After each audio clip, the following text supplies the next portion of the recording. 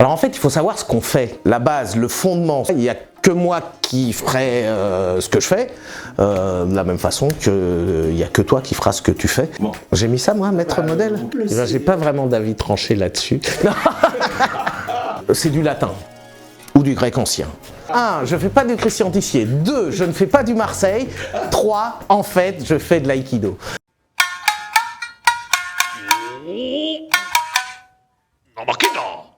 Bonjour Marseille Shihan, très honoré de te recevoir dans notre dojo. Je crois que c'est la deuxième fois que tu viens au Havre pour faire un stage, pas la première fois que tu viens en Normandie, même loin de là. Hein. Et ben on est très heureux parce que la fois dernière on t'appelait Sensei et maintenant on peut t'appeler Shihan. Je crois qu'on dit Shihan. Hein. Et je crois que pour aller jusqu'au bout, ça a été décerné le 1er avril. On n'y croit pas. Il y a un petit côté blague, faut avouer. C'est pas moi qui l'ai remarqué, c'est quelqu'un qui m'a dit c'est le sashimi d'avril. Voilà, et le certificat a été signé en tout cas, et je pense que oui. C'est à la date de réunion du comité, le 1er avril. D'accord. Eh ben, félicitations. On est très heureux de ta présence. Alors, peut-être que je vais pas faire toute ta biographie parce qu'il y aurait trop de choses à raconter, mais au cours de l'échange, on aura l'occasion de donner des éléments et je vais peut-être relever, peut-être des bêtises. Par exemple, je crois que pendant longtemps, tu as été juge national pour faire passer les grades de premier dan, des choses comme ça, depuis 2005, un truc comme ça. Alors, on est juge national quand on est au collège technique, en général. Okay. Voilà. Donc, je suis rentré au collège technique de la 2F3A en 2005, et du coup, on est sur la liste des juges nationaux. D'accord. Voilà. Et alors j'ai lu enfin, en fonction du grade qu'on a au collège technique, ça sera du 1er au 4, voilà. Du 2e au 4. Aujourd'hui, on rentre 5e dan. À l'époque, moi, j'étais 4e. Donc, avec Bruno Gonzalez, on a été les 2 derniers 4e à rentrer. Après, voilà. Avant qu'on décide que pour rentrer au collège technique, il fallait un 5e dan. Donc, en étant 4e, on pouvait juger 1er, 2e dan. En étant 5e jusqu'au 3e. Vous connaissez le... Voilà. Et je crois que tu as dit, il y a les grades et il y a les niveaux. Ah. Alors voilà, ça m'a traversé l'esprit et donc j'essaie avoir un peu plus d'idées précises sur ce que c'est que Shihan et j'ai appris que c'est en fait un maître modèle. C'est ce qui est marqué sur ton site. Bon. J'ai mis ça, moi, maître modèle. Ou quelqu'un a mis sur ton site maître modèle. Alors donc la question qui me taraude, puisque il y a des niveaux et des grades, quel maître modèle es-tu? Et donc j'ai quelques questions à te poser. Voilà. Tu réponds librement. D'accord. Donc tu es un modèle de loyauté probablement à ton histoire, à tes racines, et tu as dit, je crois que le 10 avril, donc quelques jours après l'annonce officielle sur un réseau social, que tu étais sans doute le premier homme de couleur à être promu à ce grade, à ce titre de Shihan. Et voilà, ça c'est, je pense aussi un clin d'œil à tes racines, où tu as quand même dit que tu étais un peu un noir à une époque dans une cité de blancs, et tu étais un pauvre dans une cité de riches. Alors, ça, t'as lu le monde, toi. Je lis tout. Donc voilà, donc moi ça m'a beaucoup touché que une de tes premières allocutions porte sur ces racines et cette histoire et peut-être cette belle réussite. Alors, c'était voilà, c'est pas quelque chose que je porte en étendard, mais c'est une réalité, c'est quelque chose qu'on me rappelle avec une certaine régularité. Et voilà, et c'est vrai qu'au moment de publier et de faire un message de remerciement pour ce titre, hein, pour cette distinction, j'ai eu une pensée, là c'est ce que je disais, pour mon père qui est décédé en début d'année. Eh oui, oui. Voilà, qui est né au Sénégal, qui était d'origine sénégalaise, qui a été dans l'armée française, donc qui a toujours été français en fait, même s'il était né au Sénégal, en fait il n'a jamais changé de nationalité. Et qui a servi la France. Qui a servi la France, voilà. Et qui était très sensible à la réussite de ses enfants. Voilà, il a eu une vie pas toujours très facile. Et donc c'est vrai que je suis pas le premier. Je pense en Europe, je pense être le premier homme de couleur, noir. Enfin, on va pas jouer sur les mots. en Europe, sans doute, issu de l'immigration. Il y a eu Donovan Waitt, à ma connaissance, aux États-Unis, et je n'en connais pas d'autres. J'ai demandé autour de moi, personne n'était capable de m'en citer un autre. Voilà, donc c'est... Et puis, par rapport à ça, j'ai reçu des messages aussi des gens d'Afrique, des États-Unis, etc., pour lesquels c'était quelque chose d'important. Et oui, je pense. Voilà, et symboliquement important. Ça ouvrait des portes, des espoirs, voilà. Donc c'est pas un étendard, mais c'est important que ça se sache qu'on peut... C'est que c'est une intégration réussie. Voilà, et qu'il faut pas oublier ses racines. C'est comme ça, faut pas l'oublier. Voilà. Normalement, c'est pas quelque chose qui se dit, qui se parle, etc. Mais dans mon parcours d'aïkidoka, dans mon parcours de sensei, j'ai entendu un certain nombre de choses qui me ramenaient à ma couleur ou qui me réduisaient à ma couleur. Ou peut-être plus maintenant, quand même. Pas si longtemps encore, je me suis retrouvé dans un dîner avec... je parlais lors du stage des sociétés gastronomiques au Pays Basque. Oui. Donc c'est peut-être il y a 4-5 ans. Voilà. Et puis, quelqu'un de la table d'à côté qui a demandé qu'est-ce qu'on faisait, Aïkido, tout ça. Il connaissait quelqu'un qui avait fait de l'Aïkido. Il se trouve que ce monsieur, c'était pas quelqu'un qui avait pas de culture, c'était un chirurgien. Voilà. Et qui avait bien bu, bien mangé, etc.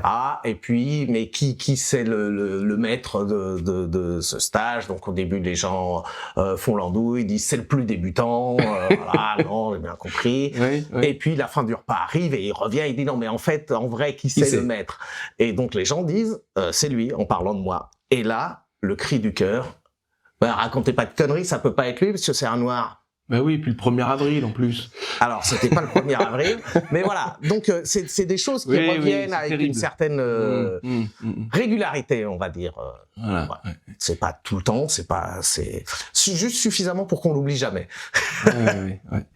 C'est bien, c'est important, je crois que ce soit dit. Et ben voilà, en tout cas, tu l'as mis dans une des premières allocutions. Et je crois que pour nous aussi, je cherche un modèle aussi du respect des anciens, du salut au Kamisa, etc. Et là, je pense en particulier à Christian Tissier, où tu es très fidèle. Hein. Je crois même, pas me tromper, je crois que c'est lui qui a demandé ta nomination au titre. Hein. Et tu as dit quand même, je ne fais pas du Christian Tissier, je fais du Marseille. Alors, excuse-moi, c'est un manque de respect. Est-ce que c'est du toupet enfin? Alors, pas du tout. 1, je fais pas du Christian Tissier. 2, je ne fais pas du Marseille. 3, en fait, je fais de l'aïkido.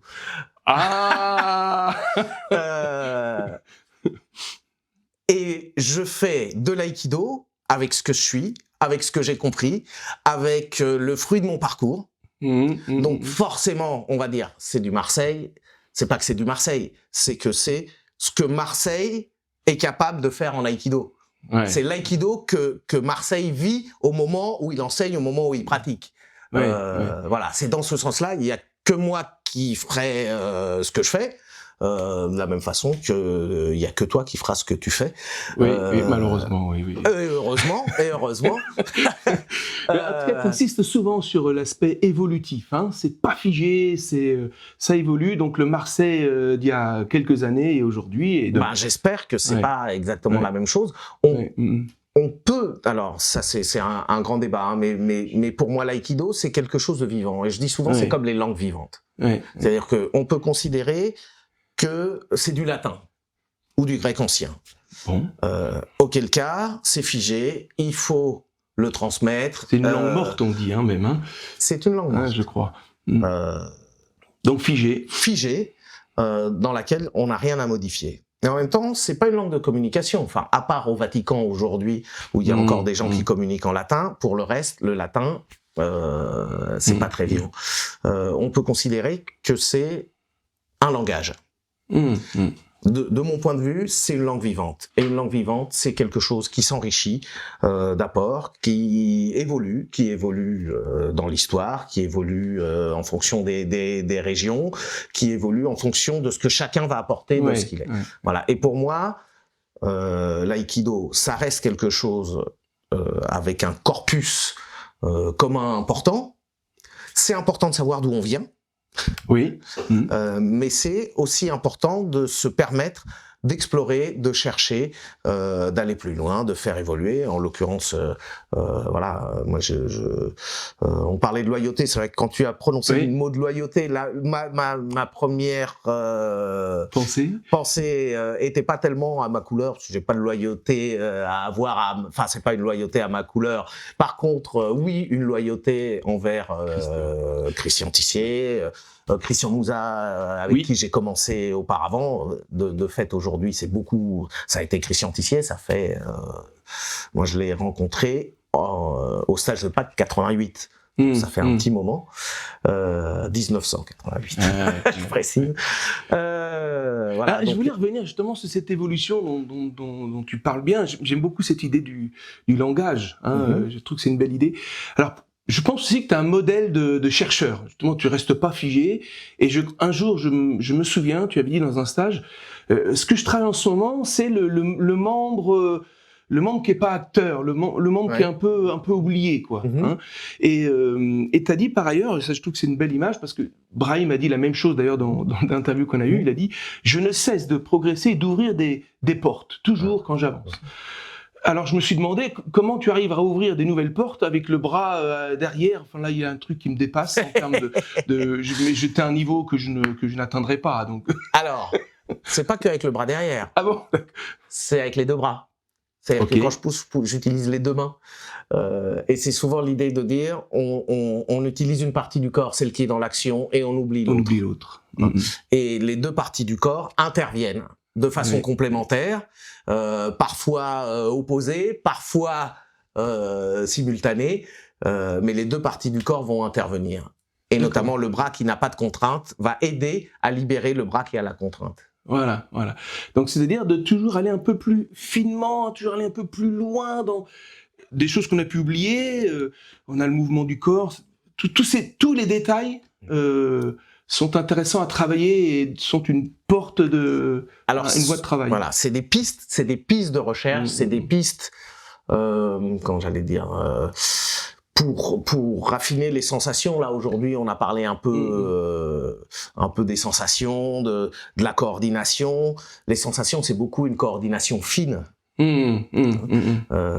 Donc cette façon de polir, d'aller chercher dans tel mouvement, qu'est-ce qui me gêne, comment est-ce que on pourra enlever des parasites, faire que ça puisse être plus fluide, qu'on puisse le faire avec moins de force. Et parfois on explore, on va dans un chemin, ok, je suis arrivé jusque là, peut-être que je vais aller dans une autre direction et chercher.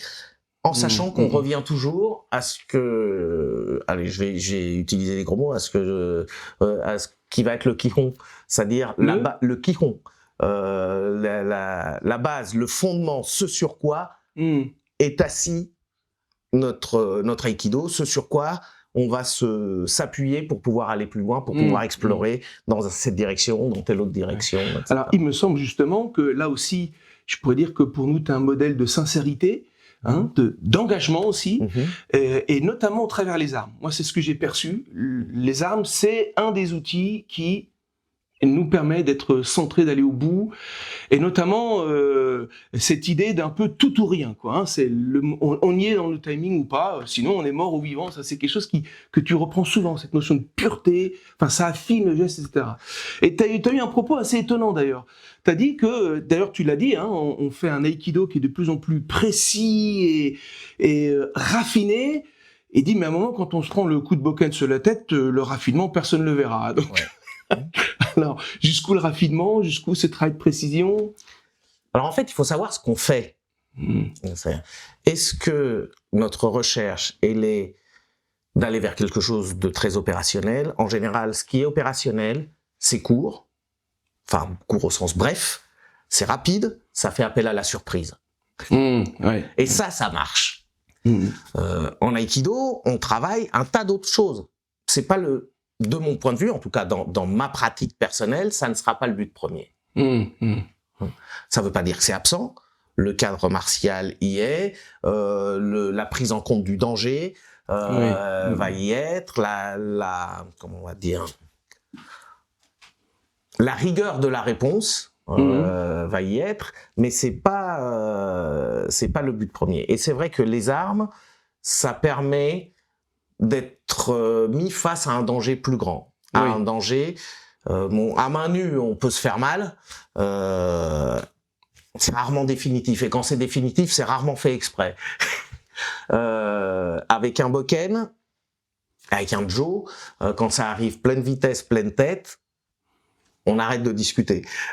Oui, d'ailleurs, tu as eu une belle explication tout à l'heure en nous disant il faut que le geste soit vraiment sincère, que quand il arrive sur la jambe, on se retienne de la retirer parce que on a confiance dans le partenaire qui a respecté l'intégrité du hooké, mais la sensation, elle est là. Dans la progression, cette mise en danger, et il faut qu'elle soit très progressive, est un élément important. Au départ, quand on travaille les armes, la vitesse sera l'ennemi de la progression, parce qu'en fait, on sera en mode survie, et finalement, pour mettre en place la structure, ça sera difficile, et à un moment donné, la vitesse sera un élément de la progression. Un peu comme en musique. En musique, ça sert à rien d'essayer de jouer vite tout de suite. Oui. Il faut jouer lentement, les bonnes notes, dans le bon tempo. Et puis à un moment, la virtuosité, la vitesse sera un élément. Voilà. Et puis une fois qu'on aura acquis la virtuosité, c'est pas ça qui sera important non plus. Je repense à la musique, on écoute Miles Davis poser 3 notes, on sait que c'est lui, c'est magnifique, et c'est pas parce qu'il joue le plus vite à ce moment-là, c'est parce que à l'intérieur de ces 3 notes, il y a toute son histoire, tout son vécu, tout son parcours, tout ce qu'il donne. Voilà. Et je pense que pour nous, dans la pratique du budo, de l'aïkido, c'est un élément important. Pour revenir aux armes, je pense. Oui. Les armes, c'est mon parcours, alors pas que le mien. Voilà. Après, il y a de très bons aïkidokas qui ont fait très peu, qui ont travaillé très peu les armes et dont la construction n'est pas en lien, en tout cas dans leur pratique, avec un travail aux armes. Pour moi, les deux choses ont grandi un peu de pair, mais c'est personnel. Oui, alors dans la même continuité, il me semble que, je vais l'amener de manière un peu curieuse, ma question, qu'il y a quelque chose un peu d'un modèle de légèreté. Alors, je pense que sur ton nom et ton prénom, on a fait beaucoup d'humour un peu décalé, mais pas du tout. Mais quelqu'un m'a dit quelque chose d'intéressant. Il m'a dit avec marre, on se marre, et avec sait, on sait. Alors, ok, donc voilà. Alors moi, ça m'a rappelé quelque chose un peu de Nietzsche et du gai savoir. Tu vois, voilà, où il y a un savoir qui doit être un peu léger, qui doit être un peu joueur. Tu plaisantes souvent sur le tatami. Tu nous as encore raconté 2 histoires là. Donc, je pense que ça fait partie de ce travail-là aussi, de pas dans quelque chose de trop serré, cadré, et en tant extrêmement précis, mais qui doit être léger. Tu travailles souvent sur les appuis, voilà. Alors, je pense que les deux choses. Donc c'est constitutif de ton nom, peut-être. Non, j'en doute. Alors, il se trouve que j'ai pas toujours vécu en France, donc j'ai découvert que mon nom pouvait être drôle quand je suis arrivé en France.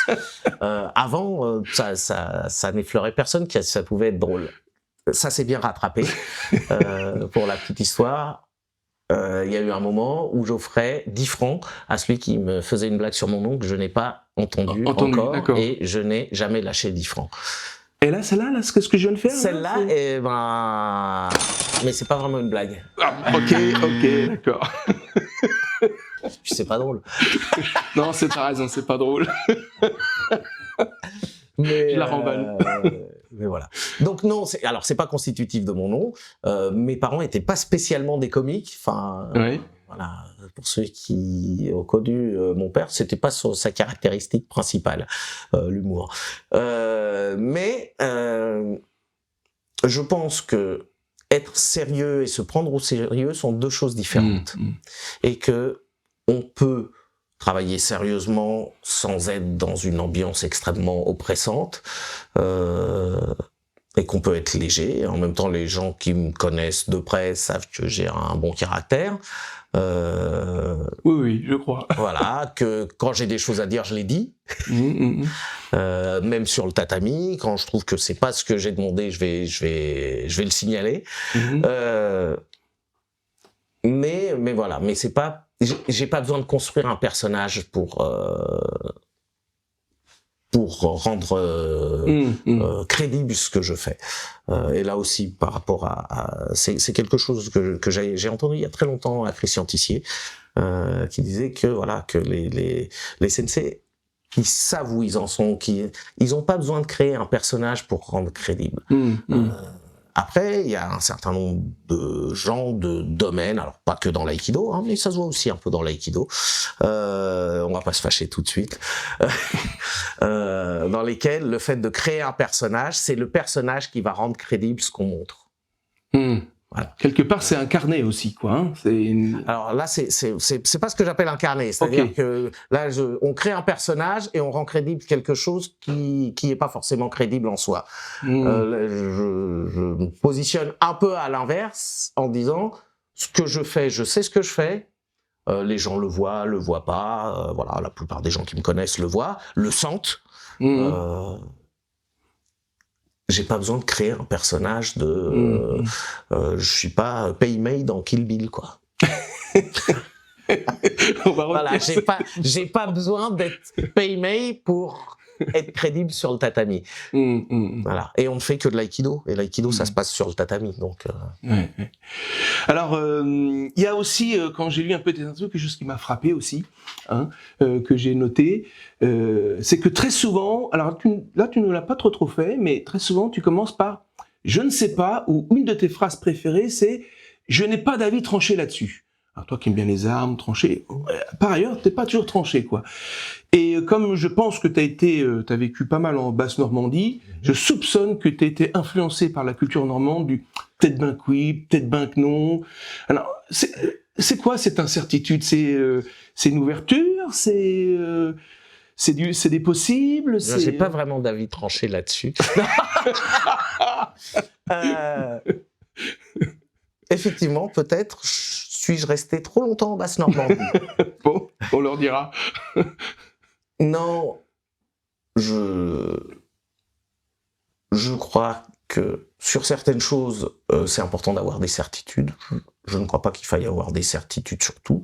Ce que je crois aujourd'hui, alors on va séparer ce qui est de l'ordre du fondamental. On parlait de Kiron et de recherche. Ce qui est le Kiron, la recherche, la base, ça reste quelque chose de vrai. Ensuite, lorsqu'on cherche, on peut se tromper. Donc il y a des choses sur lesquelles je suis absolument convaincu, c'est fondamental, je pense que ça, il faudra le conserver. Et puis il y a des choses sur lesquelles on évolue, et heureusement. Et heureusement que même sur certains sujets, on accepte de bouger. On accepte de se positionner. Puis il y a des gens, on se dit, je sais pas, on a 20 ans et on dit, le travail de machin, on regarde un peu. En fait, c'est pas que c'est pas bon, hein, c'est souvent que c'est juste que c'est différent de ce qu'on connaît.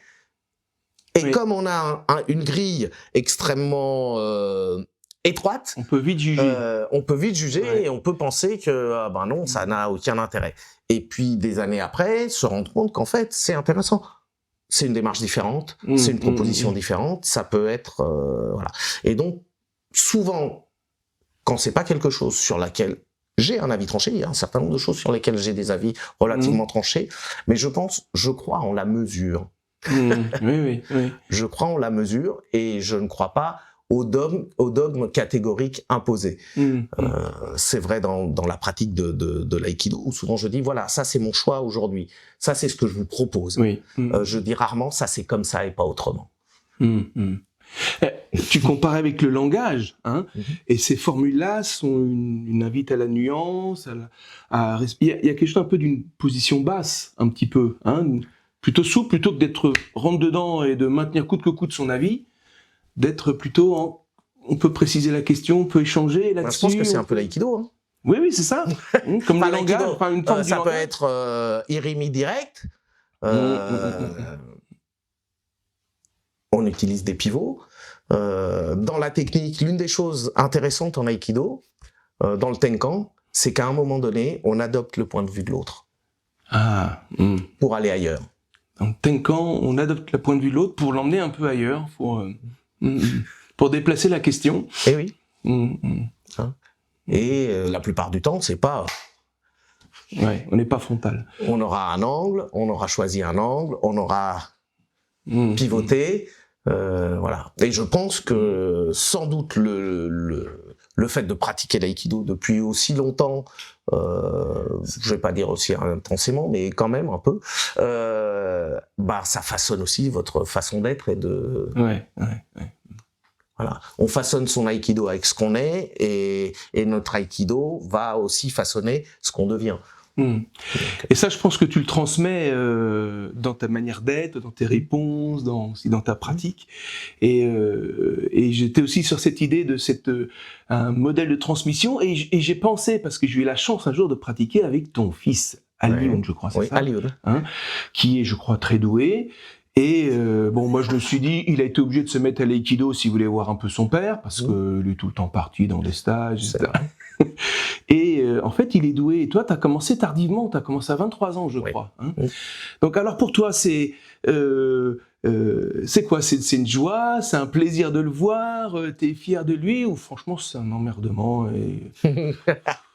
Alors, un peu jaloux. Je serais un bien mauvais père si j'étais pas fier de mes enfants. Ok. Non, alors d'abord c'est une joie. Je suis content de le voir sur le tatami. Je sais pas s'il est doué. Il a commencé petit. Il a commencé petit, quoi. Ouais. Et il a commencé petit, c'est une chance. Ouais. Il a fait beaucoup de sport. Enfin voilà. Je le laisse vivre son aïkido. Alors ça, c'est un truc compliqué. D'être en même temps le père et le sensei. Enfin, voilà. Faut gérer les deux. Donc, j'essaye de faire en sorte que le fait que je sois son père intervienne pas dans la façon dont je gère sa progression. Ça fait partie de la transmission, que chacun est libre de son aïkido. Tu le dis très souvent d'ailleurs. Il est libre. Voilà, et puis il a des priorités. Là, en ce moment, il est en train de rédiger sa thèse. Je le vois pas beaucoup. Moi, j'aimerais bien le voir plus. Voilà, c'est en fonction des études. Sa priorité, ça a été les études. Donc, en fonction des études, il a été plus ou moins présent. Voilà, mais je suis très content de le voir. Et c'est aussi quelque chose qui nous unit, quelque chose qui fait qu'on partage quelque chose qui est important pour les deux. Mon épouse a très longtemps pratiqué, donc ça aussi, ça a été quelque chose qui a facilité le fait que j'y consacre beaucoup de temps. Voilà. Et c'est toujours un plaisir, enfin, surtout maintenant qu'il est adulte et qu'il est dans une pratique qui est agréable, ce qui m'empêche pas d'être un peu dur avec lui parfois. Mais voilà, non, c'est vrai. Mais il faut se réjouir qu'on a des jeunes, on manque de jeunes. Tu as une phrase curieuse d'ailleurs que j'ai pas comprise, mais peut-être que je suis plus tout jeune. T'as dit que l'aïkido est une chance pour les jeunes parce que ça ne sert à rien. Enfin, expliquer ça aux parents pour les motiver à inscrire. Une chance pour les jeunes. Alors, faut tu as peut-être pas formulé comme ça. Il faut resituer dans le contexte. Il se trouve que j'enseigne à Sceaux, qui est plutôt une ville avec une population cultivée, aisée, où la priorité elle est sur les études pour beaucoup de parents, ou la majorité des parents, où il y a une construction sociale de l'individu qui se fait, et voilà, où on fait faire des activités parce que ça présente de l'intérêt pour ça.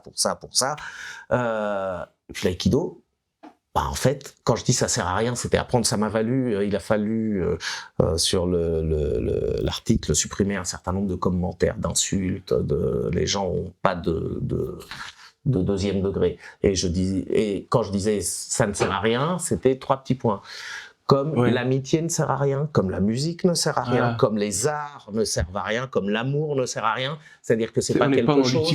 On n'est pas dans quelque chose d'utilitaire. On n'est pas dans quelque chose où on investit en disant j'investis tant, je vais recevoir tant. C'est quelque chose qui, de mon point de vue, est fondamental.